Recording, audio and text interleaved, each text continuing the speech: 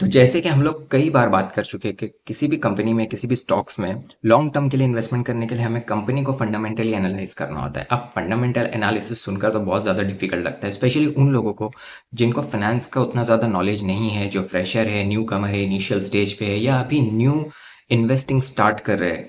तो उन लोगों के लिए किसी भी कंपनी को फंडामेंटली एनालाइज करना is not that easy task, ठीक है। क्योंकि जब हमारा लॉन्ग टर्म का विजन होता है 5 से 10 साल या उससे ज़्यादा का, अगर हम लोग विजन रखते हैं कि हमें इतने लंबे टाइम के लिए इन्वेस्टिंग करनी है, तो हमें एक अच्छा स्टॉक चुनने के लिए, एक अच्छी कंपनी चुनने के लिए उसके बहुत सारे फंडामेंटल्स देखने होते हैं। जैसे कि फाइनेंशियल रिपोर्टिंग्स पढ़नी होती है, एंड देन बहुत सारे मेट्रिक्स, बहुत सारे रेशियोज एंड काफ़ी कुछ। एंड हर किसी के लिए, हर इंडिविजुअल के लिए सारी चीज़ें देखना उतना आसान नहीं होता है, ठीक है। तो मैं आज आपको कुछ इंपॉर्टेंट और मेजर फंडामेंटल्स ही बताने वाला हूँ, जिसके बाद आपको बहुत ज़्यादा कंफ्यूज होना नहीं पड़ेगा। बस इतने फंडामेंटल्स चेक करने के बाद, इतनी चीज़ें चेक करने के बाद आप ठीक ठाक अंदाज़ा लगा पाओगे कि ये स्टॉक आने वाले सालों में एक अच्छा स्टॉक हो सकता है या नहीं हो सकता है। That's all. मैं भी कई बार यही फंडामेंटल्स, यही मेजर फंडामेंटल्स चेक करता हूँ, बिकॉज बहुत ज़्यादा टाइम नहीं होता है, ठीक है।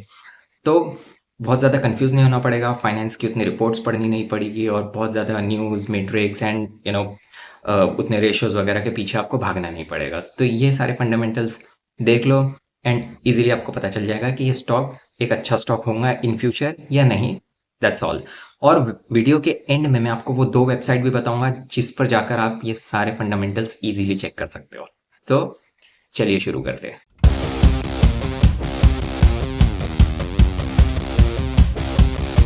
तो सबसे पहली चीज आपको देखना है ट्रेंड। स्टॉक का ट्रेंड मतलब स्टॉक का प्राइस चार्ट, ठीक है। चार्ट बहुत सिंपल, एक छोटा बच्चा भी चार्ट पढ़ सकता है कि ये स्टॉक पिछले 5 साल में या 10 साल में या जब से आईपीओ लॉन्च हुआ है, जब से ये स्टॉक मार्केट में लिस्ट हुआ है, इस स्टॉक ने कैसे परफॉर्म करा है। इसका चार्ट अप ट्रेंड है, ऊपर जा रहा है, डाउन ट्रेंड है, नीचे जा रहा है, या साइडवेज है। मतलब सिंपल, ना ऊपर ना नीचे, बस साइडवेज चल रहा है। तो बहुत सिंपल है, आपको सिर्फ चार्ट देखना है, ट्रेंड देखना है कि कंपनी का परफॉर्मेंस पिछले पिछले सालों में कैसा रहा है, ऊपर, नीचे या sideways. Simple. Chart most important. शुरुआत ही फंडामेंटल एनालिसिस की आपको चार्ट से करनी है, ठीक है। सबसे पहली चीज, तो चार्ट देखने के बाद, ट्रेंड देखने के बाद आप जंप कर सकते हो ईपीएस एंड पीई रेशो पर, ठीक है। ईपीएस एंड पीई रेशो क्या होता है, मैंने उसकी डिटेल वीडियो बनाया है, तो वो आप आई बटन पे क्लिक करके वो पूरा वीडियो देख सकते हो। आपको एक बहुत अच्छा अंदाजा लग जाएगा कि ये दोनों मैट्रिक्स होते क्या है। अब बहुत सिंपल है, मैंने बहुत ईजी लैंग्वेज में इसको एक्सप्लेन किया है, तो वो आप देख लो। ट्रेंड देखने के बाद आप कंपनी का सिंपल ईपीएस, अर्निंग पर share and PE ratio check कर सकते हो क्या है, ठीक है। अब EPS and PE ratio check करने के बाद आप डायरेक्टली जंप कर सकते हो कंपनी के डेट पर। डेट कंपनी पर कितना है, डेट मतलब कर्जा। And debt is the most important thing, ठीक है। कंपनी पर बहुत ज्यादा कर्जा नहीं होना चाहिए, और स्पेशली कंपनी पर जो कर्जा है वो उसके मार्केट कैपिटल से तो ज्यादा नहीं होना चाहिए, बैंकिंग सेक्टर्स को छोड़कर, ठीक है। सो जितने भी करोड़, जितने भी 1000 करोड़ का कंपनी के ऊपर डेट है, वो उसके मार्केट कैपिटल से हमेशा कम होना चाहिए। अगर ज्यादा है देन ये एक नेगेटिव साइन है कि स्टॉक इन फ्यूचर शायद शायद डाउन जा सकता है, ठीक है। बिकॉज कंपनी को कभी ना कभी डेट तो पे करना ही है, वो मार्केट कैपिटल से ज्यादा नहीं होना चाहिए, उससे कम ही होना चाहिए। एंड डेट जब आप चेक कर ही रहे हो तो आपको ये भी चेक करना है कि पिछले रिसेंट ईयर में कंपनी का डेट बढ़ा है या कम हुआ है, ठीक है। So debt is the most important thing. So सबसे पहले ट्रेंड, उसके बाद EPS and PE ratio, and then आपको डेट चेक करना है, ठीक है। अब डेट चेक करने के बाद सिंपली आपको जंप करना है profit and loss. Simple, company profit making company है भी या नहीं।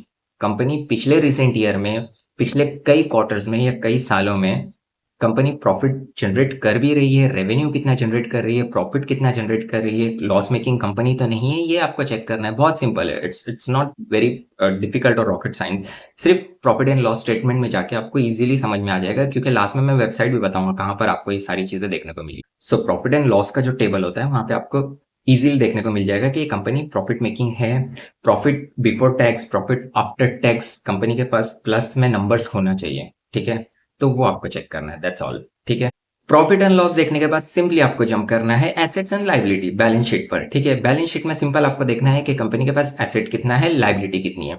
रिमेंबर कि कंपनी पिछले रिसेंट ईयर्स में एसेट्स बढ़ा रही है, तो बहुत अच्छी बात है। अगर एसेट्स कम हो रहे हैं, एसेट अगर सेल कर रही है, then it could be a negative sign, क्योंकि कंपनी मोस्टली एसेट्स तभी सेल करती है जब उसका बुरा टाइम होता है। तो एसेट एंड लायबिलिटी आपको चेक करना है कि एसेट कंपनी सेल तो नहीं कर रही है, बढ़ा रही है तो बहुत अच्छा है, बट सेल तो एटलीस्ट नहीं कर रही है, ठीक है, तो बहुत सिंपल है, बैलेंस शीट में जाना है, एसेट एंड लायबिलिटीज चेक करने हैं, एसेट्स बढ़ना चाहिए या कांस्टेंट रहना चाहिए, सेल नहीं होने चाहिए, कम नहीं होना चाहिए। तो रिसेंट ईयर्स, रिसेंट क्वार्टर्स के आप चेक कर सकते हो, ठीक है, सिंपल। अब balance sheet, asset and liabilities check करने के बाद बचती है सिर्फ दो चीजें। फर्स्ट आपको देखना है कैश फ्लो, कंपनी का कैश फ्लो कितना है, ऑपरेटिंग कैपिटल कितना है, वो एक पॉजिटिव नंबर होना चाहिए, माइनस में नहीं होना चाहिए। बेटर है पॉजिटिव नंबर है, क्योंकि कंपनी के पास कैश फ्लो है, पैसा बच रहा है, ऑपरेटिंग कैपिटल है, तो कंपनी उसका और भी यूज कर सकती है एक्सपांड करने के लिए। तो कैश फ्लो के सेक्शन में जाके आप देखिए कि कैश फ्लो प्लस में होना चाहिए, पॉजिटिव नंबर होना चाहिए, नेगेटिव नहीं होना चाहिए। नेगेटिव है तो फिर थोड़ा सा फिर डाउटफुल हो जाता है, इसीलिए कैश फ्लो पॉजिटिव में होना चाहिए। और very last thing, very important, आपको चेक करना है शेयर होल्डिंग पैटर्न, ठीक है। शेयर होल्डिंग पैटर्न के ऊपर मैं ऑलरेडी वीडियो बना चुका हूँ, बहुत डिटेल में और इजी लैंग्वेज में मैंने एक्सप्लेन किया हो, तो वो आप जाकर देख सकते हो, आई बटन पे मैं उसका भी लिंक दे दूंगा। शेयर होल्डिंग पैटर्न आपको चेक करना है कि कंपनी के ओनर्स के, प्रोमोटर्स के शेयर होल्ड जो होल्डिंग्स है वो 50% से ऊपर होनी चाहिए, या पिछले रिसेंट ईयर्स में एटलीस्ट वो लोग अपनी होल्डिंग्स कम नहीं कर रहे हो, बढ़ा रहे हो तो बहुत अच्छा है, एक अच्छी न्यूज हो सकती है फ्यूचर के लिए, बट कम नहीं करना चाहिए। तो अगर प्रोमोटर्स खुद अपनी होल्डिंग्स कम कर रहे हैं, सेल कर रहे हैं, तो वहां पे कुछ बुरी न्यूज हो सकती है उस कंपनी के बारे में। तो शेयर होल्डिंग पैटर्न हमेशा चेक करने के टाइम पे प्रोमोटर होल्डिंग्स आपको चेक करना है कि प्रोमोटर होल्डिंग्स 50% से ऊपर है तो बहुत अच्छा है, और अगर रिसेंट ईयर्स में बढ़ रही है देन वेल एंड गुड, कम हो रही है then that could be again a negative sign, ठीक है। तो यही सारे मेजर फंडामेंटल्स और मोस्ट इंपॉर्टेंट है जो आप चेक करने के बाद एक ठीक ठाक अंदाजा लगा सकते हो कि ये स्टॉक इन फ्यूचर एक अच्छा स्टॉक हो सकता है, ऊपर जाएगा या नहीं जाएगा। दैट्स वेरी सिंपल, ठीक है। सो नाउ एज प्रॉमिस्ड मैं आपको वो वेबसाइट्स बताऊंगा जहां पर जाकर आप ये सारे फंडामेंटल्स इजीली चेक कर सकते हो, ठीक है। सो दो वेबसाइट है जो कि पर्सनली मैं खुद यूज करता हूँ, एक है टिकरटेप, दूसरी है स्क्रीनर। दोनों ही वेबसाइट पे आपको ये सारे फंडामेंटल्स देखने को मिल जाएंगे। स्क्रीनर थोड़ी ज्यादा इजी है, एक इंटरफेस जो है वो बहुत ज्यादा इजी है, तो वहां भी आप जाकर सब कुछ देख सकते हो, it's very easy to use, ठीक है। तो बहुत ज्यादा कंफ्यूज होने की जरूरत नहीं है, मेजरली सिर्फ 7 चीजें आपको देखनी है। एक तो trend, EPS and PE ratio, company पर डेट कितना है, profit and loss, balance sheet, cash flow, and the last thing share holding pattern, that's all, ठीक है।